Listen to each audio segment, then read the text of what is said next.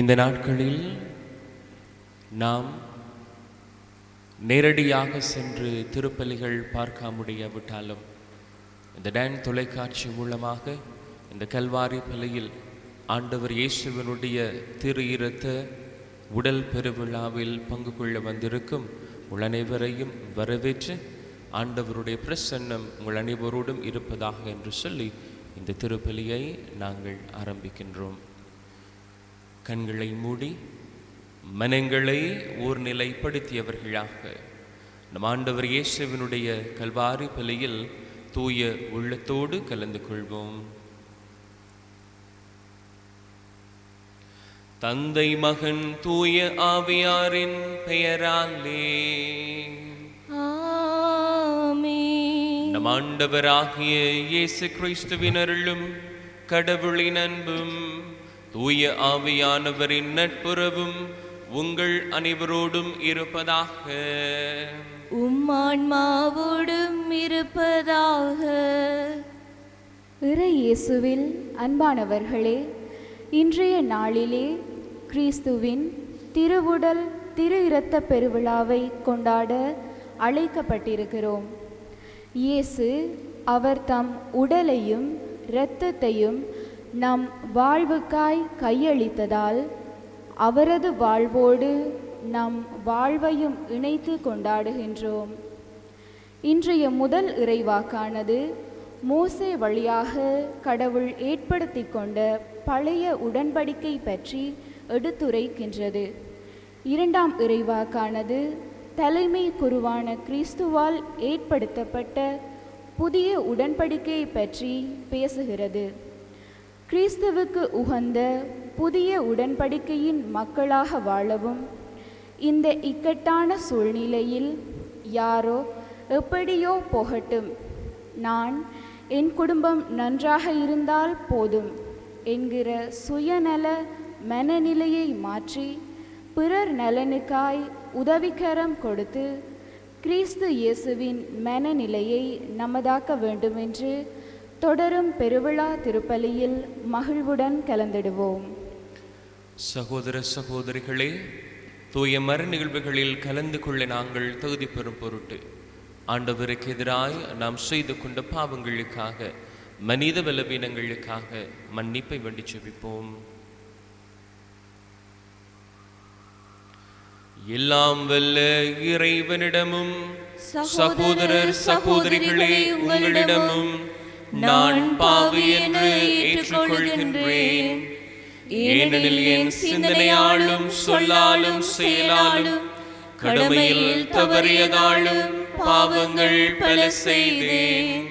என் பாவமே, என் பாவமே, என் பெரும் பாவமே. ஆகையால் எப்பொழுதும் கன்னியான புனித மரியாவையும் வானதூதர் புனிதர் அனைவரையும் சகோதரர் சகோதரிகளே உங்களையும் நம் இறைவனாகிய ஆண்டவரிடம் எனக்காக வேண்டிக் கொள்ள மன்றாடுகின்றேன். எல்லாம் வல்ல இறைவன் நம் மீது இரக்கம் வைத்து நம் பாவங்களை மன்னித்தே நம்மை நிலை வாழ்வுக்கு அழைத்துச் செல்வாராக. ஆமென். ஆண்டவரே இரக்கமாயிரும். ஆண்டவரே இரக்கமாயிரும். கிறிஸ்துவே இரக்கமாயிரும். கிறிஸ்துவே இரக்கமாயிரும். ஆண்டவரே இரக்கமாயிரும். ஆண்டவரே இரக்கமாயிரும். உன்னதங்களிலே இறைவனுக்கு மாட்சிமையுண்டாகுக. உலகினிலே நல்மனத்தவர்க்கு அமைதியும் உண்டாகுக. சொர்க்கத்தின் தேவனை ஆராதிக்கின்றோம். அகிலத்தின் தந்தையை ஆராதிக்கின்றோம். சொர்க்கத்தின் தேவனை ஆராதிக்கின்றோம். அகிலத்தின் தந்தையை ஆராதிக்கின்றோம்.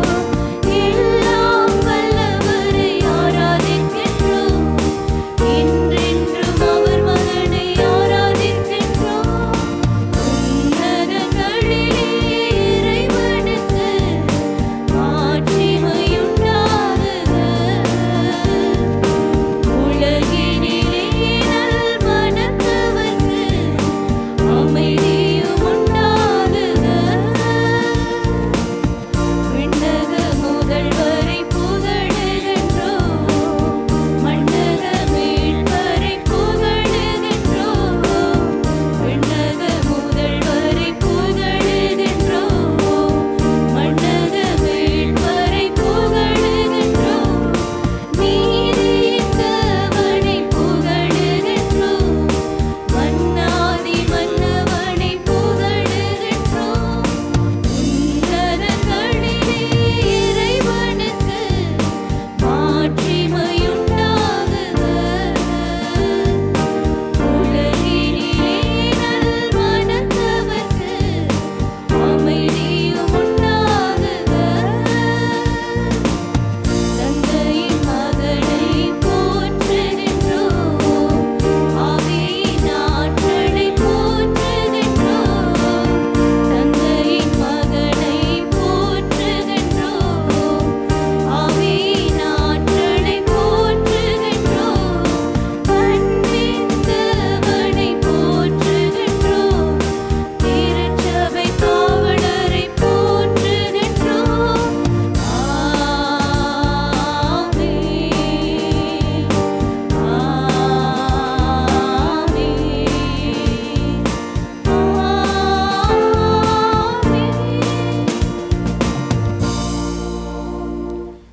சுபிப்புமாக. இறைவா, இந்த வியப்புக்குரிய அருளடையாளத்திலே உம்முடைய பாடுகளின் நினைவை எங்களுக்கு விட்டுச் சென்றேன். உம் திருவுடல் திரு இரத்தமாகியவற்றின் தூய மறைபொருளை வணங்கும் நாங்கள் உமது மீட்பின் பயனை இடைவிடாமல் துய்த்துணர்ந்து மகிழருள்வீராக. தந்தையாக இறைவனோடு தூய ஆவியாரின் ஒன்றைப்பில் இறைவனாய் என்றென்றும் வாழ்ந்து ஆட்சி செய்கின்ற உம்மை மன்றாடுகின்றோம்.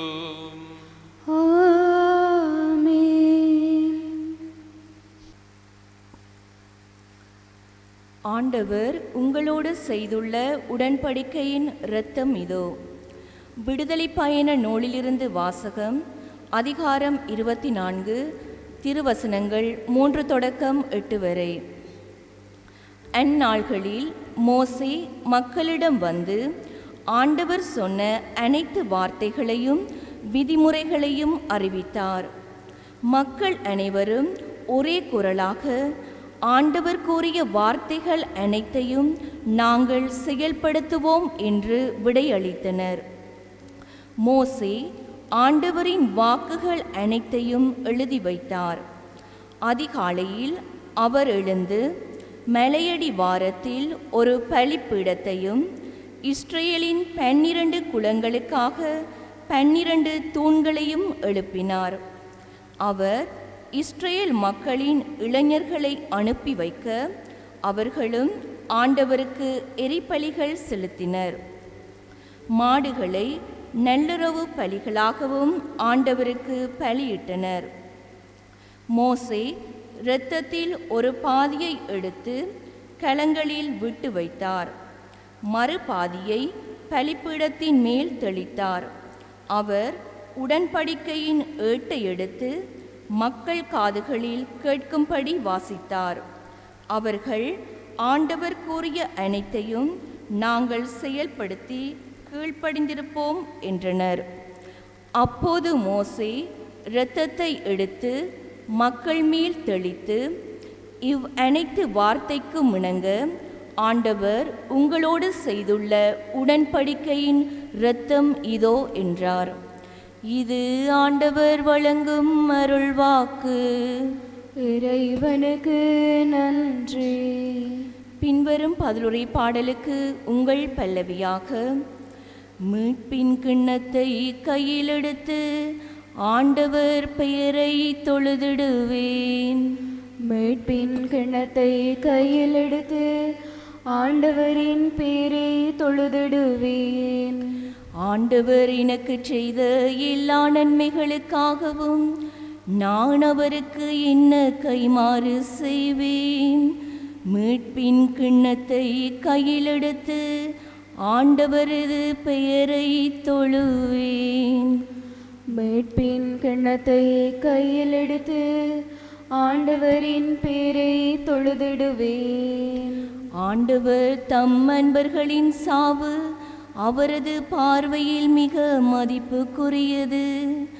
ஆண்டவரே, நான் உண்மையாகவே உம் ஊழியன், நானும் பணியாள், உம்மடியாளின் மகன்.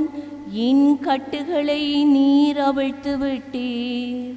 மீட்பின் கிண்ணத்தை கையில் எடுத்து ஆண்டவரின் பேரை தொழுதிடுவேன். நான் உமக்கு நன்றி பலி செலுத்துவேன். ஆண்டவராகிய உம் பெயரை தொழுவேன். இப்பொழுதே உம் மக்கள் அனைவரின் முன்னிலையில் ஆண்டவரே, உமக்கு என் பொருத்தனைகளை நிறைவேற்றுவேன். மீட்பின் கிண்ணத்தை கையில் எடுத்து ஆண்டவரின் பேரை தொழுதிடுவேன். மீட்பின் கிண்ணத்தை கையில் எடுத்து ஆண்டவர் பெயரை தொழுதிடுவேன். இரண்டாம் வாசகம். கிறிஸ்துவின் இரத்தம் நம் மனச்சான்றை தூய்மைப்படுத்துகிறது. எபிரேயருக்கு எழுதப்பட்ட திருமுகத்திலிருந்து வாசகம். அதிகாரம் 9 திருவசனங்கள் 11 தொடக்கம் 15 வரை. சகோதரர் சகோதரிகளே, கிறிஸ்து தலைமை குருவாக வந்துள்ளார். அவர் அருளும் நலன்கள் இப்போது நமக்கு கிடைத்துள்ளன. அவர் திருப்பணி செய்யும் கூடாரம் முன்னதை விட மேலானது, நிறைவு மிக்கது. அது மனிதர் கையால் அமைக்கப்பட்டது அல்ல. அதாவது படைக்கப்பட்ட இவ்வுலகை சார்ந்தது அல்ல. அவர் பலியாக படைத்த இரத்தம், வெள்ளாட்டு கிடாய்கள், கன்றுக்குட்டிகள் ஆகியவற்றின் இரத்தம் அல்ல. அவரது சொந்த இரத்தமே. அவர் ஒரே ஒரு முறை தூயகத்துக்குள் சென்று எக்காலத்துக்கும் என அதை படைத்து நமக்கு என்றுமுள்ள மீட்பு கிடைக்கும்படி செய்தார். வெள்ளாட்டு கிடாய்கள், காளைகள் இவற்றின் இரத்தமும் கிடாரியின் சாம்பலும் தீட்டுப்பட்டவர்கள் மீது தெளிக்கப்படும் போது சடங்கு முறைப்படி அவர்கள் தூய்மை பெறுகிறார்கள்.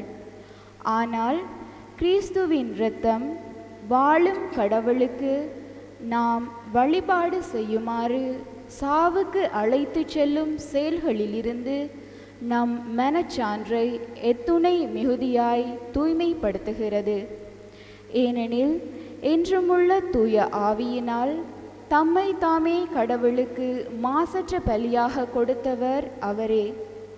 இவ்வாறு அவர் புதிய உடன்படிக்கையின் இணைப்பாளராய் இருக்கிறார். கடவுளால் அழைக்கப்பட்டவர்கள் அவரால் வாக்களிக்கப்பட்ட என்றும் நிலைக்கும் உரிமை பேற்றை பெறுவதற்கென்று இந்த உடன்படிக்கை உண்டானது. ஒரு சாவின் மூலம் ஏற்படுத்தப்பட்டது. இந்த சாவு முந்திய உடன்படிக்கையை மீறி செய்த குற்றங்களிலிருந்து மீட்பளிக்கின்றது. இது ஆண்டவர் வழங்கும் அருள்வாக்கு. இறைவனுக்கு நன்றி.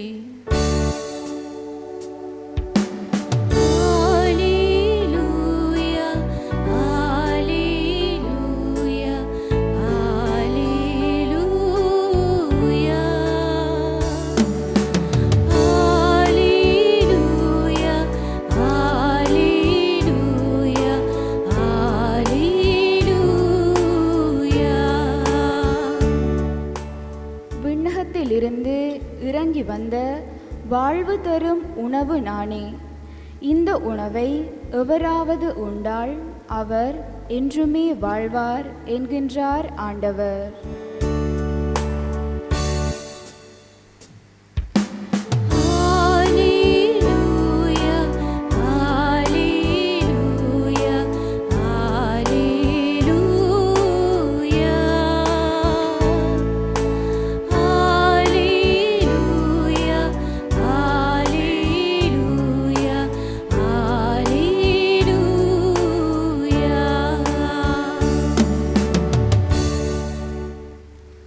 ஆண்டவர் உங்களோடு இருப்பாராக. உம் ஆன்மாவோடும் இருப்பாராக. உயமாட்கள் எழுதிய நற்செய்தியிலிருந்து வாசகம். ஆண்டவரே மாட்சி உமக்கு. அதிகாரம் 14 இறைவார்த்தைகள் 12 முதல் 16, 22 முதல் 26 முடிய. புளிப்பற்ற அப்ப விழாவின் முதல் நாள் வந்தது. பாஸ்கா ஆட்டுக்குட்டியை பலியிடும் அந்நாளிலே இயேசுவின் சீடர், நீர் பாஸ்கா விருந்துண்ண நாங்கள் எங்கே சென்று ஏற்பாடு செய்ய வேண்டுமென விரும்புகிறீர் என்று கேட்டார்கள். அவர் பின்வருமாறு கூறி தம் சீடருள் 2 அனுப்பினார். நீங்கள் புறப்பட்டு நகருக்குள் செல்லுங்கள். மண்குடத்தில் தண்ணீர் சுமந்து கொண்டு ஓர் ஆள் உங்களுக்கு எதிரே வருவார். அவர் பின்னே செல்லுங்கள். அவர் எந்த வீட்டுக்கு செல்கிறாரோ அந்த வீட்டின் உரிமையாளரிடம், நான் என் சீடர்களோடு பாஸ்கா விருந்து உண்பதற்கான என் அறை எங்கே என்று போதகர் கேட்கச் சொன்னார் என கூறுங்கள். அவர் மேல் மாடியில் ஒரு பெரிய அறையை காட்டுவார். அது தேவையான வசதிகளோடு தயார் நிலையில் இருக்கும். அங்கே நமக்கு ஏற்பாடு செய்யுங்கள். சீடர்கள் சென்று நகரை அடைந்து தங்களுக்கு அவர் சொல்லியவாறே அனைத்தையும் கண்டு பாஸ்கா விருந்திற்கு ஏற்பாடு செய்தார்கள். அவர்கள் உண்டு கொண்டிருந்த பொழுது அவர் அப்பத்தை எடுத்து கடவுளை போற்றி அதை பிட்டு அவர்களுக்கு கொடுத்து, இதை பெற்றுக்கொள்ளுங்கள், இது எனது உடல் என்றார். பின்பு அவர் கிண்ணத்தை எடுத்து கடவுளுக்கு நன்றி செலுத்தி அவர்களுக்கு கொடுத்தார். அனைவரும் அதிலிருந்து பருகினர். அப்பொழுது அவர் அவர்களிடம், இது என் உடன்படிக்கையின் இரத்தம், பலருக்காக சிந்தப்படும் இரத்தம். இனிமேல் இறை ஆட்சி வரும் அந்நாளில்தான் நான் திராட்சை பழ ரசத்தை குடிப்பேன். அதுவரை ஒருபோதும் குடிக்க மாட்டேன் என உறுதியாக உங்களுக்கு சொல்கிறேன் என்றார். இது வாழ்வு தரும் கிறிஸ்து இயேசுவின் நற்செய்தி. கிறிஸ்துவே உமக்கு புகழ். கிறிஸ்து இயேசுவுக்குள் எனக்கு மிகவும் பிரியமானவர்களே, நம் ஆண்டவர் இயேசுவினுடைய திருவுடல் திரு இரத்த பெருவிழாவை கொண்டாடும் வண்ணமாய் இந்த நாட்களில் நாம் ஜெபிக்க இருக்கிறோம். வரலாற்றில் நடந்த ஒரு உண்மை சம்பவத்தோடு என்னுடைய இந்த மறைவுரையை ஆரம்பிக்கலாம் என்று நினைக்கிறேன். இரண்டாம் உலகப் போர் கடும் உக்கிரமாக நடந்த ஒரு காலப்பகுதி. 1945 ஆண்டு ஹிரோஷிமா நகரிலே அமெரிக்க இராணுவம் கொண்டு வந்து போட்ட அந்த அணுகுண்டினே பலர் அழிந்து போய் பலருடைய வாழ்க்கை கேள்விக்குறியாக இருந்தது. இந்த ஹிரோஷிமாவினுடைய புறநகர் பகுதியில் இயேசு சபை துறவிகளினுடைய அந்த இல்லம் இருந்ததாக சொல்லப்படுகிறது. அந்த இல்லத்தின் தலைவராக அல்லது இல்லத்தில் இருந்த பணியாளராக இருந்தவர் அருட்தந்தை பேதுரு அருப்பை என்று சொல்லப்படுகிறவர் இருக்கிறார். இவர் அந்த நாட்களில் நடந்த ஒரு உண்மை சம்பவத்தை அவர் இவ்வாறு விளக்குகிறார். பாருங்கள், ஹிரோஷிமாவில் ஏற்பட்ட அந்த அணுகுண்டு தாக்குதலில் பலர் கருகி இறந்து போகின்றனர், பலருடைய உடல்கள் சிதைந்து போகிறது, பலருடைய வாழ்க்கை கேள்விக்குறையாய் போகிறது.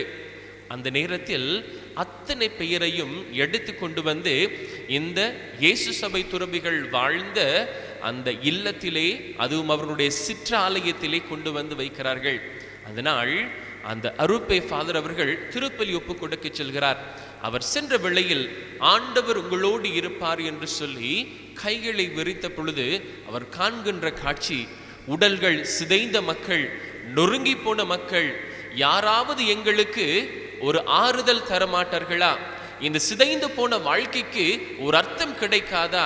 எங்களுடைய வாழ்க்கை இப்படி போய்விட்டதே என்ற ஒரு ஏக்கத்தோடு இருந்த மக்களை அவர் பார்க்கின்ற வேளையில் அவர் சிந்தித்து பார்க்கிறாராம். ஏன் இப்படிப்பட்ட ஒரு கொடூரமான செயலை மனிதன் செய்ய வேண்டும்? மனிதனுக்கு எதிராக என் மனிதன் இப்படி மாற வேண்டும்? ஏன் உடல்களை இப்படி சிதைக்க வேண்டும் என்று அவர் நினைத்த பொழுது அதற்கு பின் வார்த்தை வரவில்லையாம். அவருடைய கண்களிலிருந்து கண்ணீர் வந்ததாகவும் அவர் இதை குறித்து உண்மை சான்று சொல்கிறார். நான் இந்த வேளையில் திருப்பலி ஒப்பு கொடுக்கிற வேளையில் உடைந்த இயேசுவை மக்களுக்கு கொடுப்பதற்காக, ஏக்கத்தோடு பார்த்திருந்த மக்களுக்கு, நொறுங்கிய உள்ளத்தோடு இருந்த மக்களுக்கு, உடல்கள் சிதைந்திருந்த நேரத்தில் இருந்த மக்களுக்கு அதே உடைந்த இயேசுவை கொடுக்கிற ஒரு திருப்பலியை நான் ஒப்பு கொடுத்தேன். அது என் வாழ்க்கையில் மறக்க முடியாத திருப்பலியாக இருந்ததாக அருப்பே ஃபாதர் அவர்கள் சொல்கிறார்.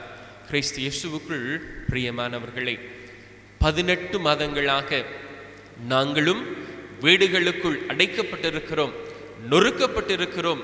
கண்ணுக்கு தெரியாத ஒரு கிருமியினால் இன்று வரை வாழ்க்கையை தொலைத்தவர்களாயிருக்கிறோம். திருத்துதர் பணிகள் நூலிலே சொல்லப்படுவதை போல ஆதி கிறிஸ்தவர்களுடைய வாழ்க்கையை எடுத்து பாருங்கள். அவருடைய வாழ்க்கையில் சொல்லப்படுகிற ஒரு காரியம், ரோமானிய அரசர்கள் ஆதி கிறிஸ்தவர்களை துன்புறுத்துகிறார்கள் என்று கேள்விப்பட்ட உடனே அவர்கள் வீடுகளுக்குள்ளே அடைந்திருந்து அவர்கள் அப்பத்தை பெற்று ஆண்டவருடைய அந்த கொண்டாட்டத்தை கொண்டாடினார்கள் என்று சொல்லப்படுகிறது. அதே போன்ற ஒரு நிகழ்வு ஒரு வித்தியாசமான முறையில் இன்றும் நடைபெறுகிறது.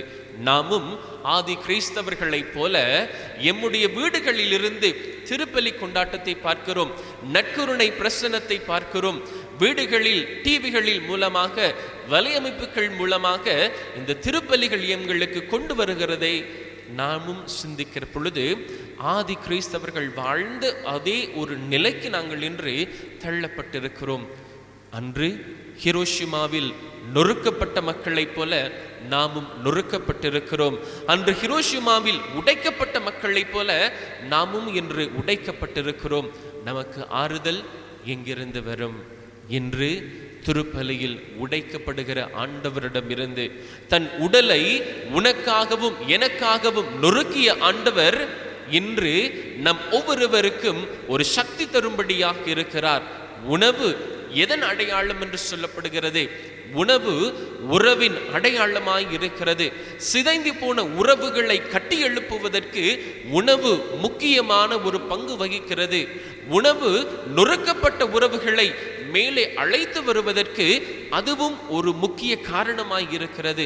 நம்முடைய வாழ்க்கை நொறுக்கப்பட்டிருந்தால், உடைக்கப்பட்டிருந்தால், இயேசுவினுடைய உடல் என்கிற உணவு நம்மை மீண்டும் கட்டி எழுப்ப போகிறது. தாகத்தோடு இருக்கிறாய், வேதனையோடு இருக்கிறாய், தொண்டை வற்றி போயிருக்கிறாய், இயேசுவினுடைய இரத்தம் உன் தாகத்தை தீர்க்க போகிறது.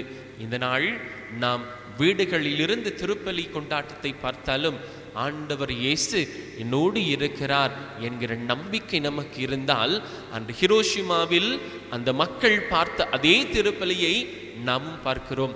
எவ்வாறு நாங்களும் நொறுக்கப்பட்டிருக்கிறோம். வெளியில் சென்றால் ஆபத்துக்கள் என்று தெரியும், வெளியில் போனால் யார் உயிரோடு திரும்பி வருவார்கள் என்று தெரியவில்லை, வெளியில் சென்றால் யாருக்கு ஆபத்து ஏற்பட போகிறது, நோய் தொற்ற போகிறது என்கிற ஒரு சந்தேகமான ஏக்கத்தோடு கூடிய ஒரு வாழ்க்கை என்று நாங்கள் வாழ்ந்து கொண்டிருக்கிறோம். அச்சம் கொள்ள தேவையில்லை, இயேசு உன்னோடு இருக்கிறார். இன்று நாம் நம்ப வேண்டிய ஒரே ஒரு வார்த்தை, நொறுக்கப்பட்ட இயேசு என்னோடு இருக்கிறார். என் வாழ்க்கையும் நொறுக்கப்பட்டுள்ளது, அவரும் தன்னை உடைத்து கொடுத்திருக்கிறார். உறவின் மூலமாக, உணவின் மூலமாக நானும் மீண்டும் கட்டி எழுப்பப்பட இருக்கிறேன். எனக்கும் ஒரு வாழ்வு தருவதற்காய் என் ஆண்டவர் காத்திருக்கிறார் என்கிற நம்பிக்கைதான் இன்று இயேசுவினுடைய திருவுடல் திரு இரத்த பெருவிழாவில் நாம் பெற்றுக்கொள்கின்ற ஒரு உன்னதமான செய்தியாக இருக்கிறது. என் ஆண்டவருக்குள் பிரியமானவர்களே, பிலிப்பைன்ஸ் நாட்டிலே ஒரு சிறு வருடங்களுக்கு முன்பாக ஒரு அறிவித்தல் கொடுக்கப்பட்டதாம். எல்லா ஆலயங்களும் பாடசாலைகளாக மாற வேண்டும். பல மக்கள் பலவாறு கதைத்தார்களாம். எப்படி பாடசாலைகளாக ஆலயத்தை மாற்ற முடியும்? எப்படி ஆலயங்களை நாங்கள் மருத்துவமனைகளாக, ஹாஸ்பிட்டல்ஸ்களாக மாற்ற முடியும்? ஏன் ஆண்டவர் இருக்கிற இடத்தில் இப்படியெல்லாம் நாங்கள் செய்யக்கூடாது என்கின்ற ஒரு சந்தேகத்தோடு மக்கள் பலவாறு பல இடங்களில் பேசினார்கள். ஆனால் இன்று அது நிரூபிக்கப்பட்டுள்ளது. இந்தியாவில் நாங்கள் பார்க்கிறோம், பல ஆலயங்கள் இன்று வைத்தியசாலைகளாக மாறி போயிருக்கிறது. 1945ஆம் ஆண்டு 2ஆம் உலகப் போரில் அடிபட்ட மக்களை கொண்டு வந்து வைத்த அந்த ஹிரோஷிமாவில் உள்ள இயேசு சபை துறவிகளின் இல்லயத்தின் சிற்றாலயம் ஒரு ஹாஸ்பிட்டலாக மாறியிருந்தது. இன்றும் இதே போன்ற ஒரு நிகழ்வு நம்முடைய பிரதேசத்திலும் நம்முடைய ஊர்களிலும் நடைபெறுவதை நாங்கள் காணக்கூடியதாயிருக்கிறது. நாம் ஆலயத்துக்கு வருவது எதற்காக? ஆண்டவரினால் போஷிக்கப்படுவதற்காக. இன்று அதே போஷனை நொறுக்கப்பட்டவர்களுக்கு, வருத்தப்பட்டவர்களுக்கு, உடைந்து போனவர்களுக்கு அதே ஆண்டவருடைய பிரசன்னத்தில் கிடைக்கிறது என்கிற மகிழ்ச்சியை நாங்களும் பெற்றுக்கொள்ளும்படியாக இன்று நமக்கு ஒரு அழைப்பு கிடைக்கப்பட்டுள்ளது. பிரியமானவர்களே, நொறுங்கி போயிருக்கிறாயா? கவலை வேண்டாம். உடைக்கப்பட்டிருக்கிறாயா? கவலை வேண்டாம். உன் வாழ்க்கை அழிந்து கொண்டு போகிறது என்று நினைக்கின்றாயா? கவலை வேண்டாம்.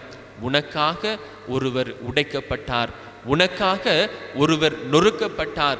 அவருடைய பிரசன்னத்தை நீ பார்க்கிற பொழுது அவரால் நிச்சயம் உனக்கு வாழ்வு உண்டு. இது வாழ்வளிக்கும் உணவு. இந்த உணவை உண்பவர் ஒரு பொழுதும் சாக மாட்டார் என்கிற ஆண்டவருடைய வார்த்தைகள் மெய்ப்பிக்கப்படுகிற நேரம் இது. நம்பிக்கையோடு ஆண்டவருடைய பிரசன்னத்துக்குள் செல்வோம்.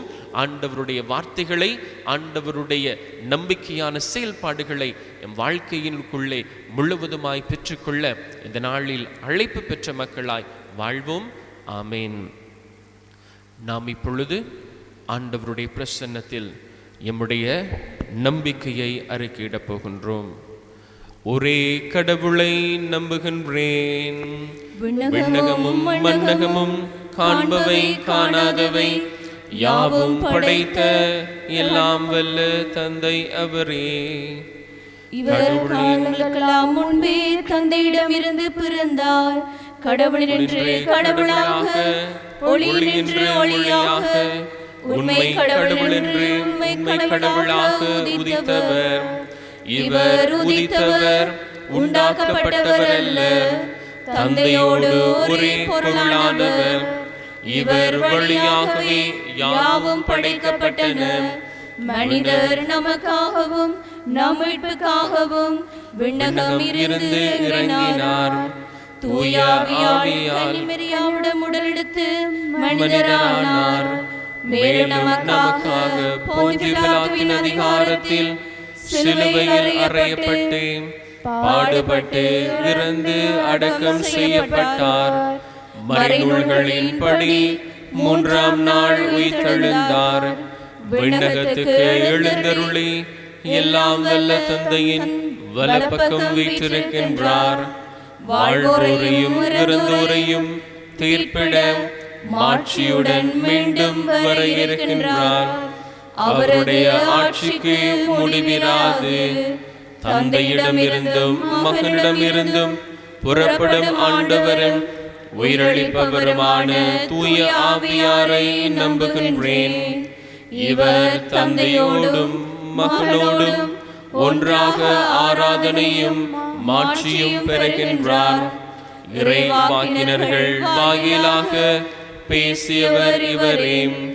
ஒரே புனித கத்தோலிக்க திருத்தூதர் வழிவரும் திரு அவையை நம்புகின்றேன். பாவ மன்னிப்புக்கான ஒரே திருமுழுக்கை ஏற்றுக்கொள்கின்றேன்.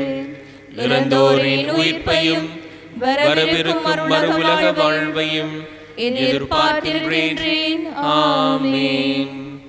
ஆண்டவருடைய பிரசன்னத்தில் இருக்கிறோம். இந்த நாட்களில் நம்முடைய வாழ்க்கையும் நொறுக்கப்பட்டுள்ளது, உடைந்து கொள்ளுள்ளது. நம்மை மீண்டும் ஆண்டவர் தன் திருவுடலால் இரத்தத்தால் கட்டி எழுப்ப நம்பிக்கையோடு ஜெபம் செய்வோம்.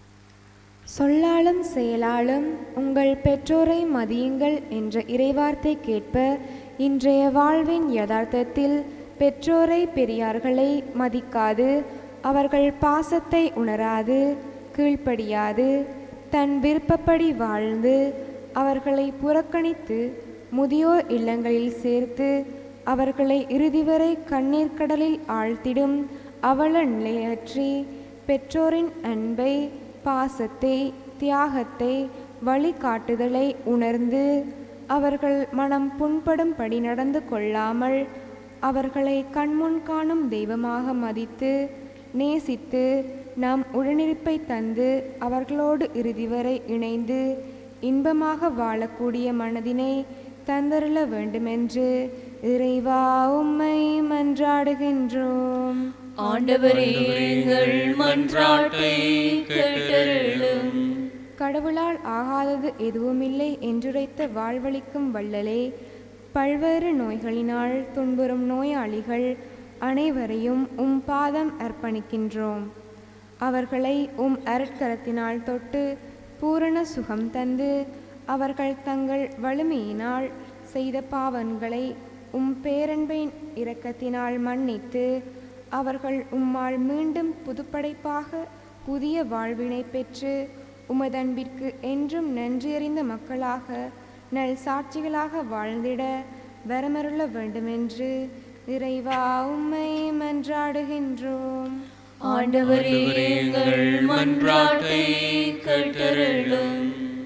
வாழ்வது நானல்ல, என்னில் கிறிஸ்துவே வாழ்கின்றார் என்ற இறைவார்த்தை கேட்ப கிறிஸ்துவின் திருவுடலை திரு இரத்தத்தை பெற்றுக்கொள்வதின் வழியாக கிறிஸ்துவை நம்மில் வாழச் செய்திடும் வகையில் ஏழைகள், வறுமையில் உலர்வோர், நலிவுற்றோர் அனைவரையும் புறக்கணிக்காது, தன்னலத்துடன் வாழாது அவர்கள் வாழ்வு ஏற்றம் பெறும் வகையில் பொதுநல உள்ளத்தினை பெற்று எங்கள் வாழ்வை அதற்கு அர்ப்பணித்து அவர்களுக்கு தேவையான உதவிகளை செய்திட நல் மனதினை தந்திட வேண்டுமென்று இறைவா உம்மை மன்றாடுகின்றோம்.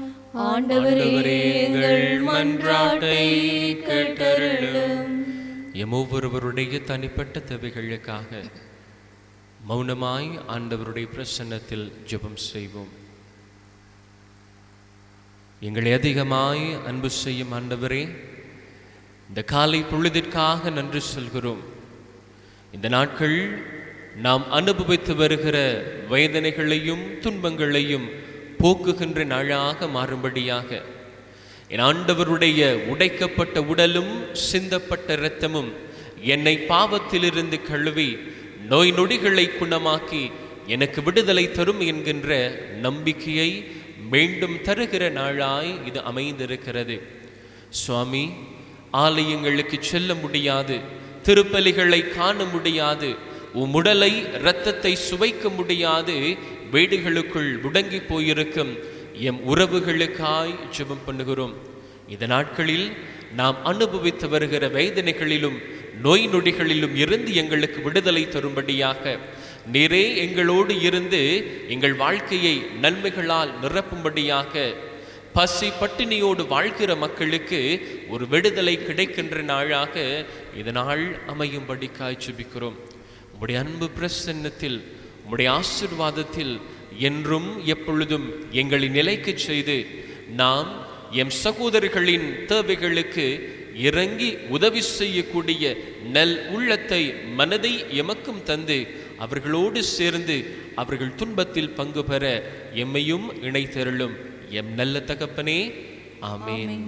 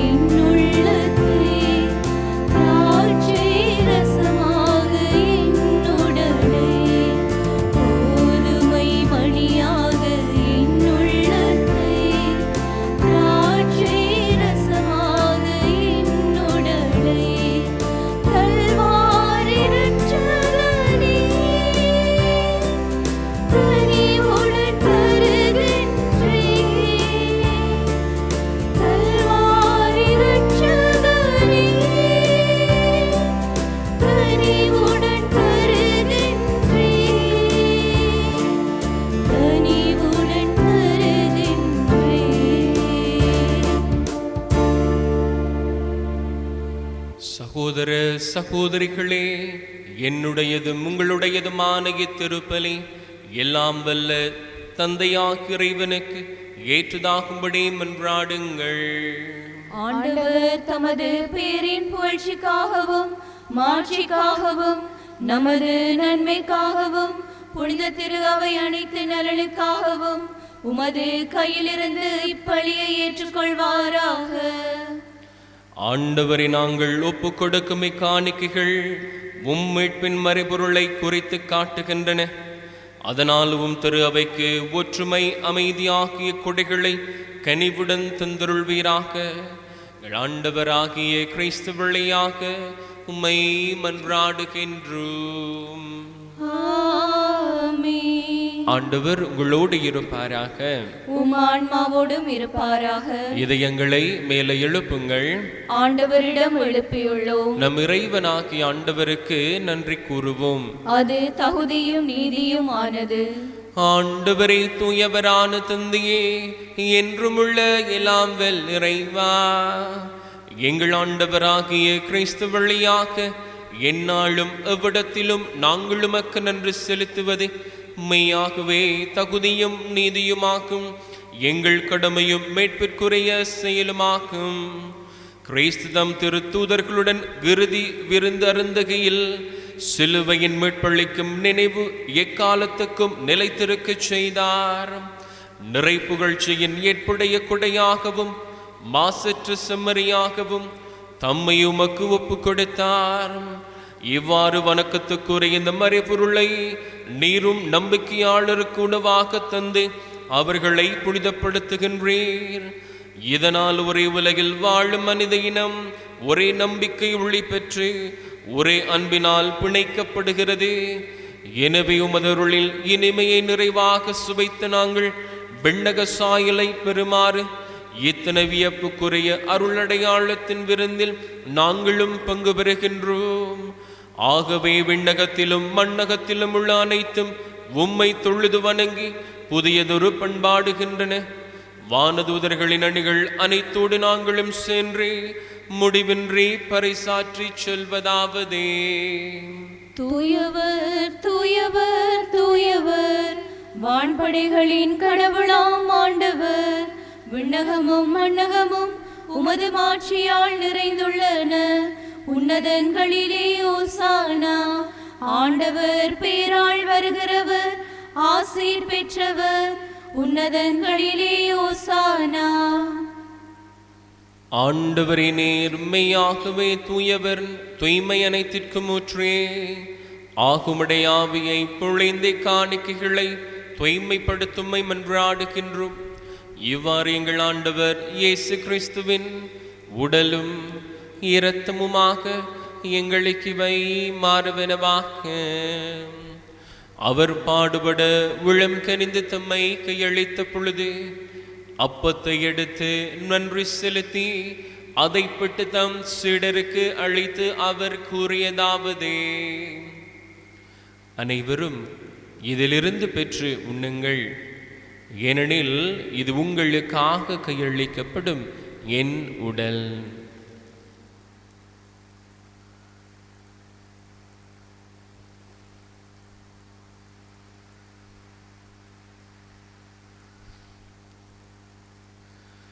அவ்வண்ணமே இரவு விருந்தை அருந்திய பின் கிண்ணத்தை எடுத்து மீண்டும் உமக்கு நன்றி கூறி தம் சீடர்களுக்கு அழைத்து அவர் கூறியதாவது: அனைவரும் இதிலிருந்து பெற்று பருகுங்கள், ஏனெனில் இது புதிய நிலையான உடன்படிக்கைக்குரிய என் இரத்தத்தின் கிண்ணம். இது பாவ மன்னிப்புக்கென்று உங்களுக்காகவும் பலருக்காகவும் சிந்தப்படும். இதை என் நினைவாக செய்யுங்கள்.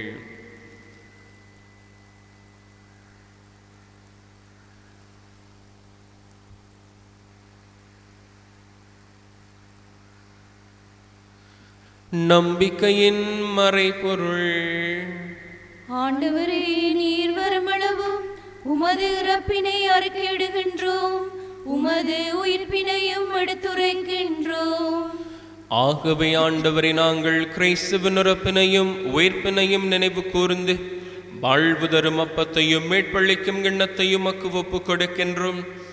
உம் திருமுன்னும் கூழியம் புரிய தகுந்தவர்கள் என எங்களை ஏற்றுக்கொண்டீர். எனவே உமக்கு நன்றி செலுத்துகின்றோம். மேலும் கிறிஸ்துவின் உடலிலும் இரத்தத்திலும் பங்கு கொள்ளும் எங்களை தூய ஆவியார் ஒன்று சேர்க்க வேண்டும் என உம்மை தாழ்மையுடன் மன்றாடுகின்றோம். ஆண்டவரே, உலகெங்கும் பரவி இருக்கும் திரு அவையை நினைவு கூர்ந்திருளும்.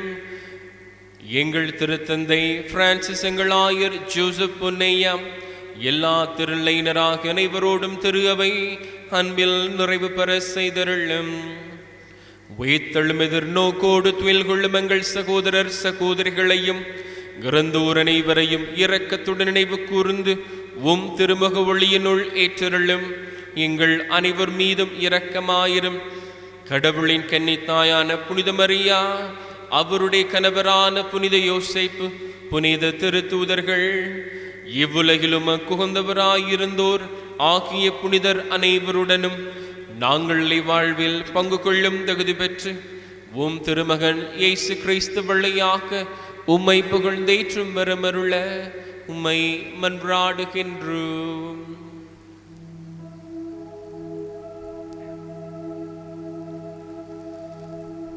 இவர் வழியாக இவரோடிவரில்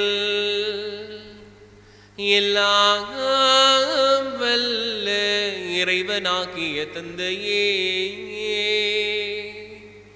தூய ஆவியின் ஒன்றிப்பில் எல்லா புகழும் மாட்சியும் என்றென்றும் உமக்கு உரியதே.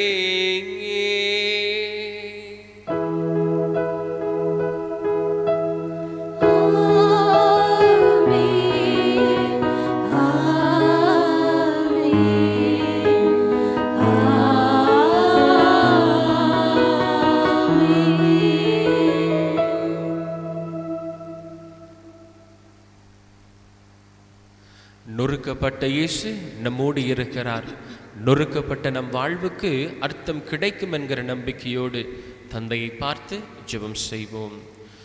விண்ணுலகில் இருக்கிற எங்கள் தந்தையே, உமது பெயர் தூயது என போற்றப் பெறுக. உமது ஆட்சி வருக. உமது திருவுளம் விண்ணுலகில் நிறைவேறுவது போல மண்ணுலகிலும் நிறைவேறுக. எங்கள் அன்றாட உணவை இன்று எங்களுக்கு தாரும். எங்களுக்கு எதிராக குற்றம் செய்வோரை நாங்கள் மன்னிப்பது போல எங்கள் குற்றங்களை மன்னியும். எங்களை சோதனைக்கு உட்படுத்தாதையும் தீமையில் இருந்து எங்களை விடுவித்தருளும். ஆண்டவரே, தீமை அனைத்திலிருந்து எங்களை விடுவித்து எங்கள் வாழ்நாளில் அமைதியை கனிவுடன் அருள உம்மை மன்றாடுகின்றோம். உமது இரக்கத்தின் உதவியால் நாங்கள் பாவத்திலிருந்து எப்பொழுதும் விடுதலை பெற்று யாதொரு கலக்கமும் இன்றி நலமாயிருப்போமாக. நாங்கள் எதிர்நோக்கி இருக்கும் பேரின்பத்திற்காகவும் என் மீட்பராகிய இயேசு கிறிஸ்துவின் வருகைக்காகவும் காத்திருக்கின்றோம். ஏனெனில் ஆட்சியும் வல்லமையும் மாட்சியும் என்றென்றும் உமதே. ஆண்டவரே இயேசு கிறிஸ்துவை, அமைதி உங்களுக்கு வெட்டிச் செல்கின்றேன், என் அமைதியை உங்களுக்கு அளிக்கின்றன திருத்தூதர்களுக்கு மொழிந்தீரே. எங்கள் பாவங்களை பாராமல் திரு அவையின் நம்பிக்கையை கண்ணோக்கி உம் திருவுளத்திற்கு ஏற்ப அதற்கு அமைதியும் ஒற்றுமையும் அளித்தருள்வீராக. என்றென்றும் வாழ்ந்து ஆட்சி செய்கின்றவர் நீரே. ஆமென். ஆண்டவருடைய அமைதி உங்களோடு என்றும் இருப்பதாக. உம் ஆன்மாவோடும் இருப்பதாக. ஒருவருக்கொருவர் நம் ஆண்டவர் இயேசு கொண்டு வந்த அமைதியை மகிழ்வோடு பகிர்ந்து கொள்வோம். அமைதி. உலகின் பாவங்களை போக்கும் இறைவனின் செம்மறியே, எங்கள் மேல் இரக்கமாயிரும். உலகின் பாவங்களை போக்கும் இறைவனின் செம்மறியே, எங்கள் மேல் இரக்கமாயிரும். உலகின் பாவங்களை போக்கும் இறைவனின் செம்மறியே, எங்களுக்கு அமைதியை அளித்தருளும்.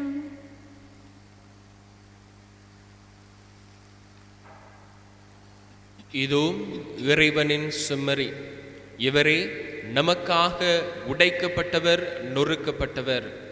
இந்த ஆண்டவரின் திருவிருந்து கழைக்கப்பட்ட நாங்கள் பெறு பெற்றவர்கள். ஆண்டவரே, நீர் என் இல்லத்தில் எழுந்தருள நான் தகுதியற்றவள். ஆனால் ஒரு வார்த்தை மட்டும் சொல்லியருளும், எனது ஆன்மா நலமடையும்.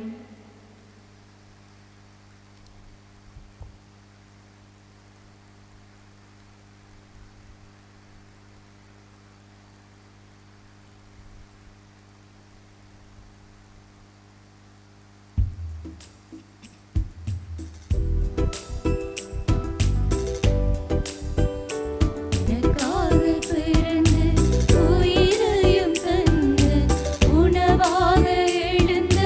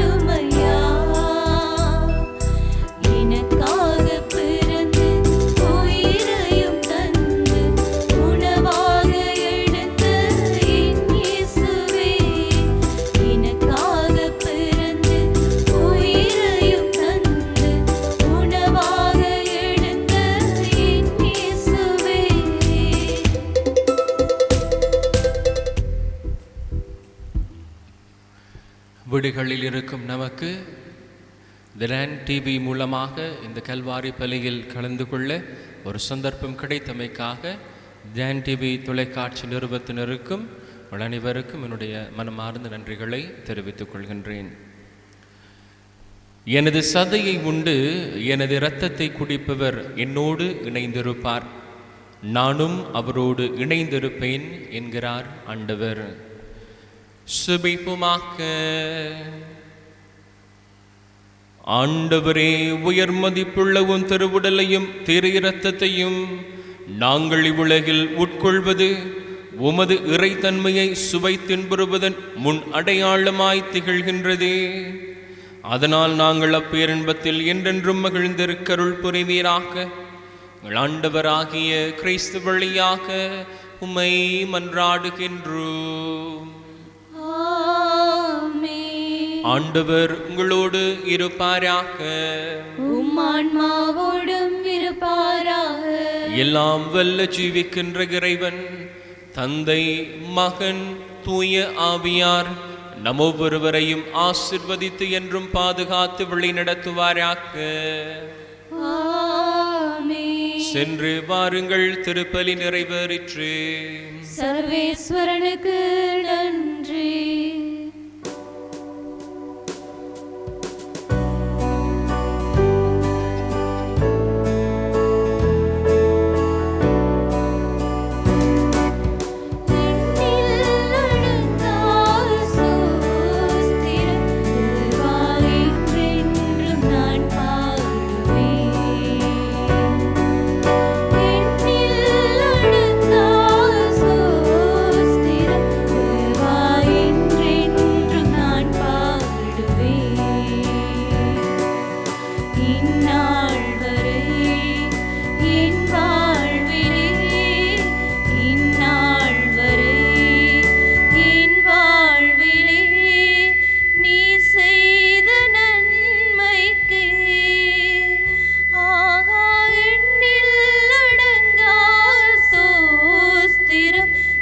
வாய்